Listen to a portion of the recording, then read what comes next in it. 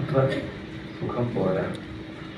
പക്ഷെ ഞാൻ പറഞ്ഞു, ഒന്ന് ചവറ കേസുള്ള സാറാണ്, രണ്ട് ചാത്തന്നൂർ മോഹനാണ്, പിന്നെ ഒരു കൊച്ചുകുട്ടി ഒരു സമ്മാനം വാങ്ങാൻ വരുന്ന കുട്ടിയാണ്. ഈ മൂന്നും പരിഗണിച്ച് വന്നേ പറ്റൂ എന്ന് കരുതി. ചാത്തന്നൂർ മോഹന്റെ അക്ഷരകർമ്മത്തിൻ്റെ ചരിത്രം നമ്മെ കൂടുതൽ ജാഗ്രതാക്കുന്നത്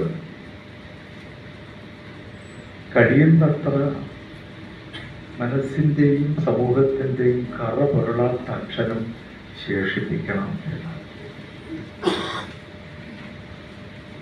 മറ്റെന്തും നശിച്ചാലും അക്ഷരം തന്നെയാണ് കാലത്തെ ചിരസ്മരണീയമാക്കുക. പോയ കാലങ്ങളെ മുഴുവൻ ചിരസ്മരണീയമാക്കി സജീവമാക്കി നിലനിർത്തുന്നത് സമൂഹ മനസ്സിൻ്റെ മുഴുവൻ പാലാഴികൾ അല്ലെങ്കിൽ ആഗോളത്തിൻ്റെ ആഴികൾ ഇതൊക്കെ കടഞ്ഞു കിട്ടിയ സത്തയാണ്.